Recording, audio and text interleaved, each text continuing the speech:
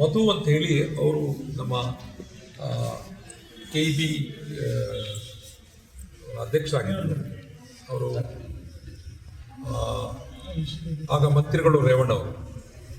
ಸಕಲೇಶ್ಪುರ ತಾಲೂಕಿಗೆ MUSS ಭಾರಿ ಕಮ್ಮಿ ಇತ್ತು, 2 ಇದ್ದು ಅಷ್ಟೇ, ಒಂದೇ ಇದೆ MUSS ಒಂದೇ.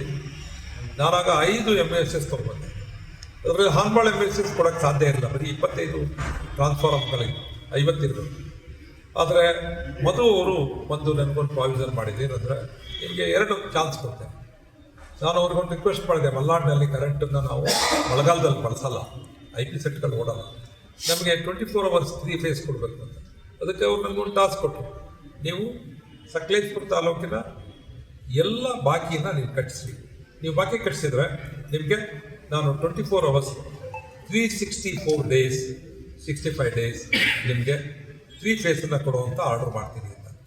ನನಗೆ 1 ತಿಂಗಳ ಟೈಮಲ್ಲಿ ನನಗೆ ಸಹಾಯ ಮಾಡಿದರು. ನಮ್ಮ ಕ್ಷೇತ್ರದ ನಮ್ಮ ತಾಲೂಕಿನ ಜನರು ಎಲ್ಲರೂ ಬಾಕಿ ಕಟ್ಟಿದರು. ಪರಿಣಾಮ ಇವತ್ತು ಇಡೀ ಕರ್ನಾಟಕದಲ್ಲಿ ಯಾವುದೇ ತಾಲೂಕಲ್ಲಿ ಈ ಒಂದು ಪ್ರಾವಿಷನ್ ಇಲ್ಲ. 365 ದಿನ 3 ಫೇಸ್ ಕರೆಂಟು ನಮ್ಮಲ್ಲಿರುತ್ತೆ. ಸೊ ಇದರ ಉಪಯೋಗನ ನಮ್ಮ ಗ್ರಾಹಕರಿಗೆ ತಲುಪ್ತಾ ಇಲ್ಲ. ನೋಡಿ, ಇಲ್ಲೊಬ್ಬರು ರೈತರು ಹೇಳ್ತಾರೆ, ನನಗೆ ಕರೆಂಟು ಪಂಪ್ ಹೌಸಿಗೆ ಕರೆಂಟೇ ಇರಲ್ಲ. ಸೊ ಇದರ ಲಾಭ ಪಡಿಬೇಕಾದ ಯಾರು ಅಂದರೆ ನಮ್ಮ ರೈತರು. ಆನೆ ಸಮಸ್ಯೆ ಇದೆ, ಮಳೆಗಾಲ ಬೇಸಿಗೆನಲ್ಲಿ ಕಾಡಿನಲ್ಲಿರ್ತಕ್ಕಂಥ ಮನೆಗಳಿರ್ತವೆ. ಈ ಕಡೆಗೆ ಉತ್ಪಾದನೆ ಬರ್ತಕ್ಕಂಥದ್ದು ಕೂಡ ಇದು ಸರಿಯಾಗಿ ಕೋಆಪರೇಷನ್ ಮಾಡ್ತಾ ಇಲ್ಲ. ಸೊ ಇದು ದೊಡ್ಡ ದುರಂತ. ಆಮೇಲೆ ಏನು ಪ್ರೇಮ್ ಅವ್ರು ಹೇಳಿದರು, ಇಲ್ಲೊಂದಾಗಿರೋದೇನೆಂದರೆ, ಶ್ರೀಮಂತರು ಬೆಂಗಳೂರಿಂದ ಬಂದು ಇಲ್ಲಿ 100 ಕೋಟಿ ಇನ್ವೆಸ್ಟ್ಮೆಂಟ್ ಮಾಡಿ ರೆಸಾರ್ಟ್ಗಳು ಮಾಡಿದ್ದಾರೆ. ದೊಡ್ಡ ದೊಡ್ಡ ರೆಸಾರ್ಟ್ಗಳು 100, 150, 200 ಜನರಿಗೆ ರೆಸಾರ್ಟ್ ಮಾಡಿದ್ದಾರೆ. ಅಂಥ ಮಾಲೀಕರು ಒಂದು 10-12 ಜನ 15 ಜನ ಇದ್ದಾರೆ. ಅವರಿಗೆ ನಿರಂತರವಾದ ಕರೆಂಟು ಮತ್ತು ಒಬ್ಬ ಲೈನ್ ಮ್ಯಾನನ್ನು ಇವರೇ ಅವರಿಗೆ ವ್ಯವಸ್ಥೆ ಮಾಡ್ತಾರೆ. ಕಾರಣ ಅಂದರೆ ಈ ಡಬಲಿ ಮತ್ತು AWE ಕುಟುಂಬಕ್ಕೆ ಅಲ್ಲಿ ವಾರಕ್ಕೊಂದ್ಸರಿ ಊಟ, ರೂಮು, ಅವರ ಮೋಜಿಗೆ ಮಸ್ತಿಗೆ ಅವಕಾಶ ಮಾಡಿಕೊಡ್ತಾರೆ. ಹಾಗಾಗಿ ಆ ರೆಸಾರ್ಟ್ಗಳಿಗೆ ಯಾವುದೇ ಸಮಸ್ಯೆ ಆಗಲ್ಲ. ಬಾಕಿಯಂತೆ ಹಳ್ಳಿಗಳಿಗೆ ಮತ್ತು ಸಣ್ಣ ಪುಟ್ಟ ರೆಸಾರ್ಟ್ಗಳಲ್ಲಿ ಸುಮಾರು 300ಕ್ಕೂ ಹೆಚ್ಚಿದೆ.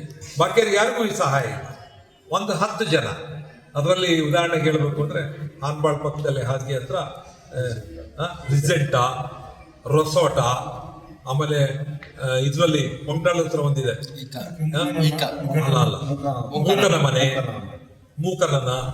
ಈ ನಾನು ಹೆಸರು ಹೇಳಿದ್ದೆ ಯಾಕೆಂದರೆ ಇಂಥವರಿಗೆ ನೋಡಿ ನಿರಂತರ ಕರೆಂಟ್ ಪಾಸ್ ಆಗುತ್ತೆ, ನಮಗೆ ರೈತರಿಗಿಲ್ಲ ಮತ್ತು ಬೇರೆ ಸಣ್ಣ ಪುಟ್ಟ ವ್ಯಾಪಾರಿಗಳಿಗಿಲ್ಲ. ಅದರಿಂದ ಇದಕ್ಕೆ ಮೂಲ ಕಾರಣ ಡಬಲಿ ಆ್ಯಂಡ್ AWEಯ ಭ್ರಷ್ಟಾಚಾರ. ಅದರಿಂದ ನಮ್ಮದು ಒತ್ತಾಯ, ಇವ್ರನ್ನ ಕೂಡಲೇ ಸಸ್ಪೆಂಡ್ ಮಾಡಲಿ, ಇವ್ರ ಮೇಲೆ ಎನ್ಕ್ವೈರಿ ಮಾಡಿ.